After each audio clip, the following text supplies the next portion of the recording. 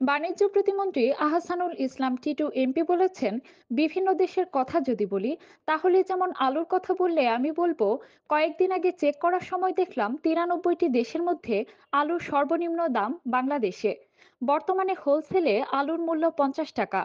আজ বিকেলে টাঙ্গাইলের পৌর উদ্যানে জেলা প্রশাসন ও বিসিক জেলা কার্যালয়ের আয়োজনে বিসিক উদ্যোক্তা মেলা 2024 উদ্বোধনী অনুষ্ঠানে প্রধান অতিথি হিসেবে যোগদানের পূর্বে সাংবাদিকদের প্রশ্নের জবাবে তিনি এসব কথা বলেন।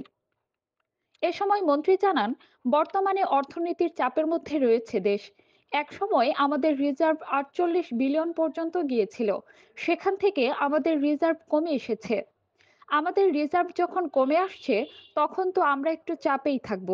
তবে যে কোনো দেশেই 3 মাসের রিজার্ভ থাকলেই কোনো সমস্যা হয় না। সেখানে আমাদের দেশে প্রায় 4.5 মাসের রিজার্ভ আছে।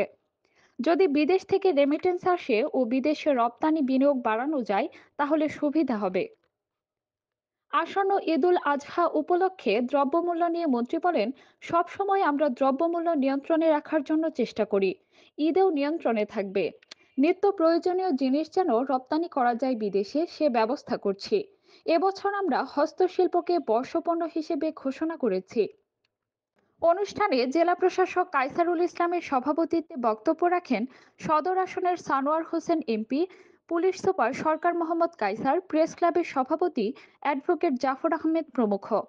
মেলাটি আগামী 10 তারিখ পর্যন্ত চলবে এবং মেলায় বিভিন্ন ক্ষুদ্র ও কুটির শিল্পের মোট 50টি দোকান বসেছে।